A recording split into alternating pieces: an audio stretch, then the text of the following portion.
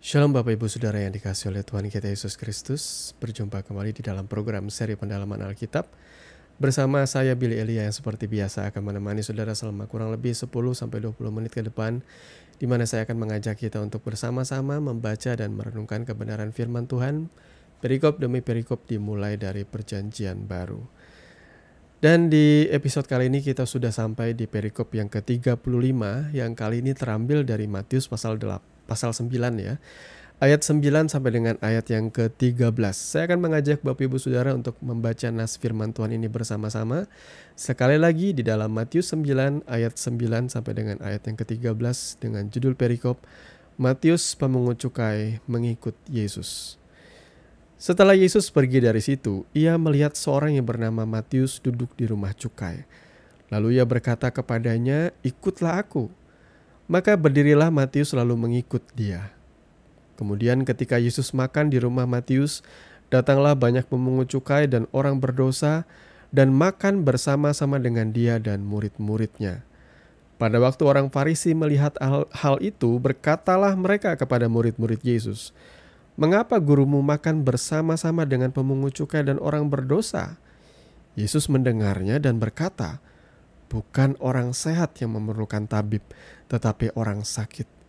Jadi pergilah dan pelajarilah arti firman ini, yang ku kehendaki ialah belas kasihan dan bukan persembahan.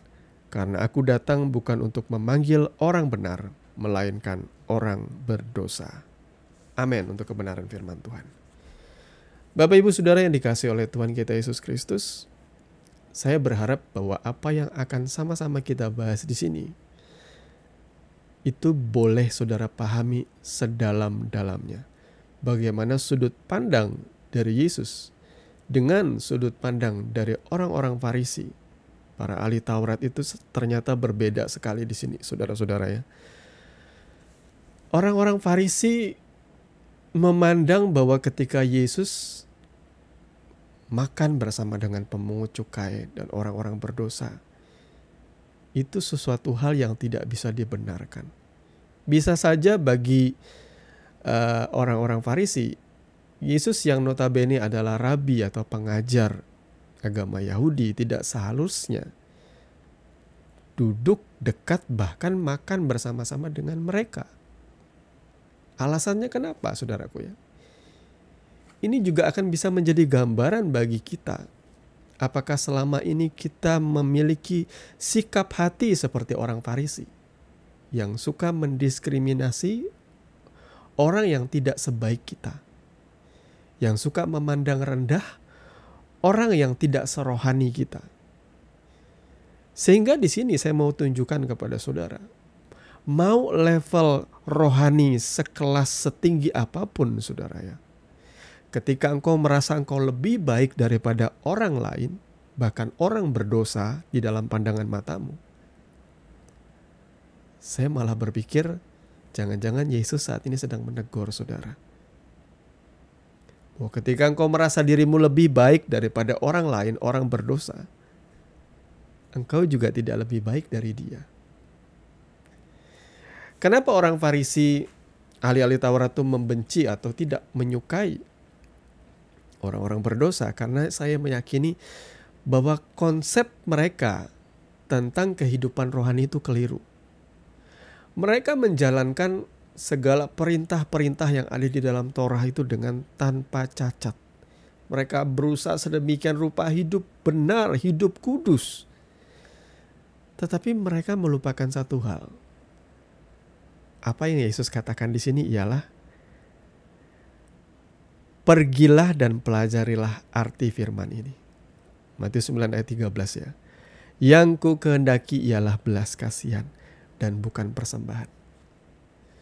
Dari segala kehidupan kita, persembahan itu dipandang sebagai sebuah pelayanan yang paling berkenan, paling hebat di masa itu ya.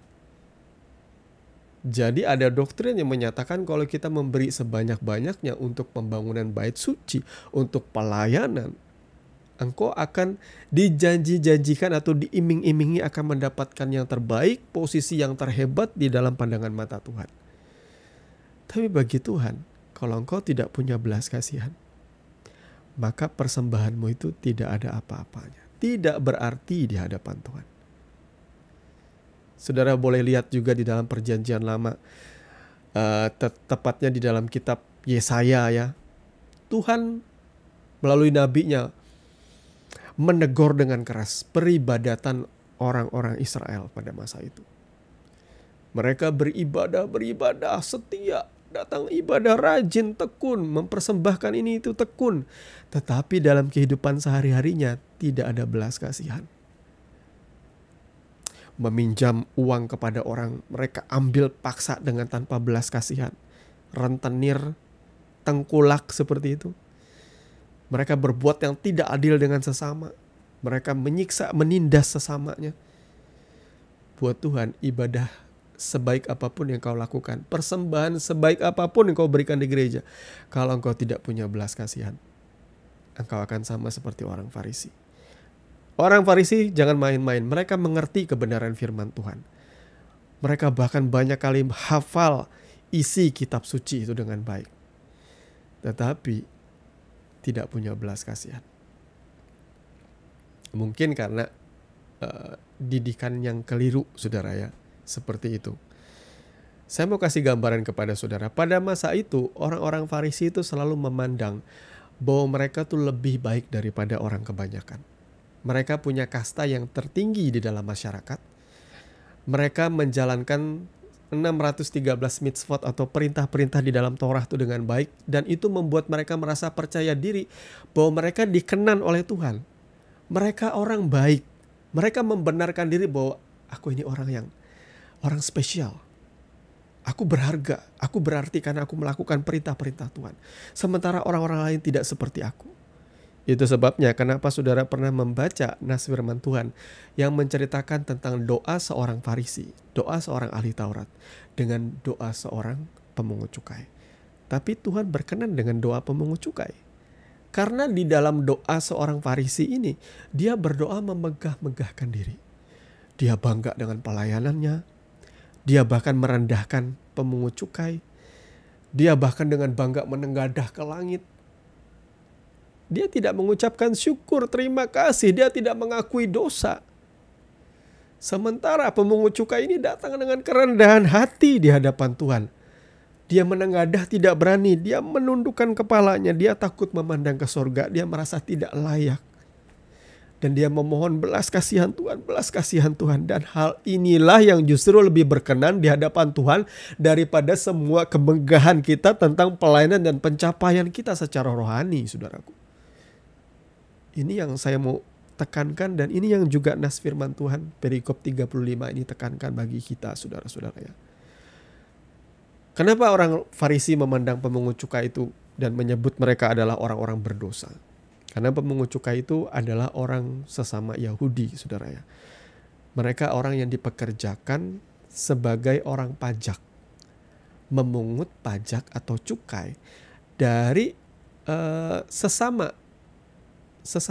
Israel, sesama Yahudi ya. Dari sesamanya lah intinya. Tetapi uang dari hasil pajak itu diserahkan kepada penjajah Romawi.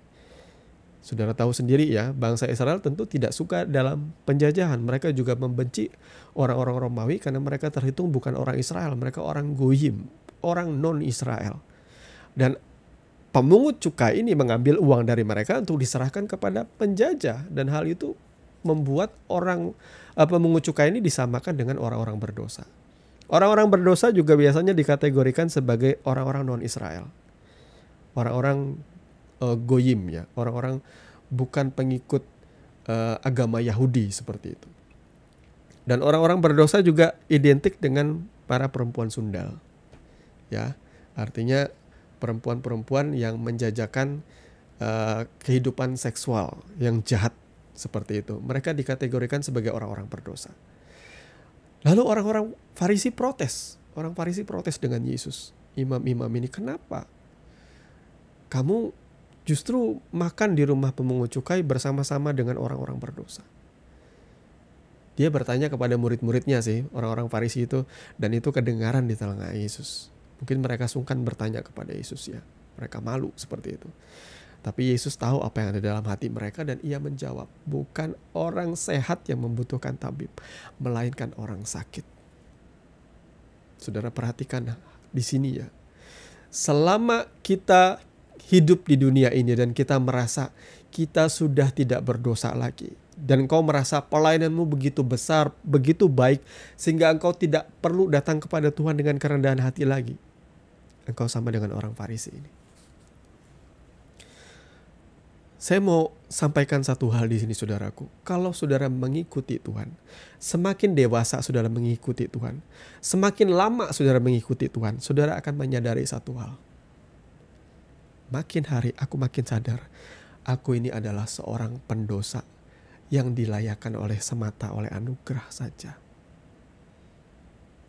Rasul Paulus berkata di penghujung hidupnya, aku ini orang yang paling berdosa. Ketika engkau merasa bahwa di penghujung hidupmu engkau merasa aku ini orang yang paling patut masuk surga. Aku ini orang yang paling patut duduk dekat dengan tahta sorgawi, duduk di samping Tuhan Yesus. Betapa angkuh dan sombongnya engkau. Kalau saya pribadi, saya nggak muluk-muluk, saudaraku ya. Tuhan, aku ini seorang pendosa, asal bisa masuk saja melalui pintu gerbang surga sudah cukup. Saya sudah cukup bersuka cita. Bagi saya, bertemu dengan Yesus udah cukup, saudara. Tidak usah muluk-muluk. Kalau Tuhan menyediakan yang terbaik, sudah. Apapun yang Tuhan sediakan, saya siap. Yang pasti saya mau pulang ke surga, saya bertemu dengan Tuhan Yesus. Karena itu alasan saya masuk surga, saudara ya. Yesus yang membuat surga itu berarti. Jadi saudaraku, kalau saudara merasa hari ini saudara kokoh, teguh berdiri, engkau merasa engkau lebih baik daripada orang lain, hati-hatilah, waspadalah supaya engkau jatuh. Jangan jatuh. Karena saya banyak melihat pendeta, bahkan pendeta-pendeta senior, di penghujung hidup mereka malah jatuh dalam perzinahan, pelecehan seksual. Karena apa? Karena mereka terlalu merasa, aku nih hebat di dalam pelayanan. Mereka lupa untuk selalu merendahkan hati. Ingatlah firman Tuhan berkata, bahwa untuk mengikuti Yesus engkau harus menyangkal diri dan memikul salib. Artinya apa menyangkal diri itu? Tabiat dosa kita masih melekat di dalam daging.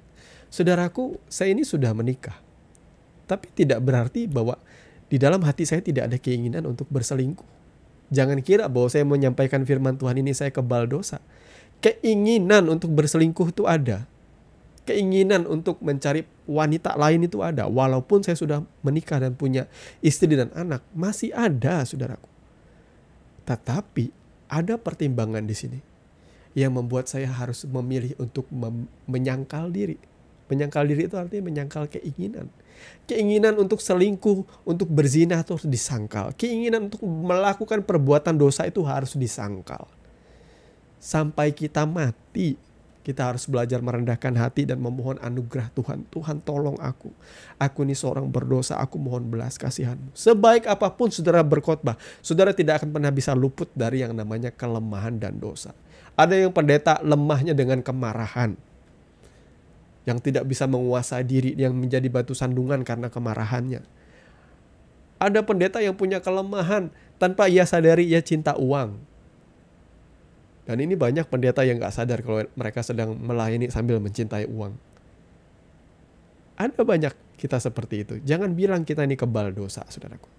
Belajarlah merendahkan hati di hadapan Tuhan. Tuhan Yesus berkati firman-Nya, mari kita berdoa. Terima kasih Tuhan untuk kebenaran firman yang sudah berbicara dalam hidup kami. Tolong kami Bapa, agar kami boleh hidup melakukannya, dan kebenaran firman itu boleh menjadi berkat dan kekuatan di dalam setiap kehidupan kami. Kami menyerahkan kehidupan kami sepanjang hari ini ke dalam tangan-Mu yang penuh kuasa. Kami percaya Tuhan tolong kami untuk melakukan segala perkara bersama-sama dengan Yesus. Bahkan perkara yang berat sekalipun kami sanggup menanggungnya oleh karena Tuhan memberikan kekuatan di dalam kehidupan kami. Di dalam nama Tuhan Yesus kami berdoa. Haleluya. Amin. Bapak Ibu Saudara yang dikasih oleh Tuhan kita Yesus Kristus, terima kasih untuk Bapak Ibu Saudara yang sudah tetap setia mengikuti channel ini dan mendukung kami di dalam doa. Kami percaya lewat kebenaran firman Tuhan yang sudah sama-sama kita dengarkan, itu boleh menjadi berkat dan kekuatan di dalam setiap kehidupan saudara. Sampai bertemu kembali di dalam seri pendalaman Alkitab yang berikutnya. Kiranya kasih karunia menyertai saudara sekalian. Shalom.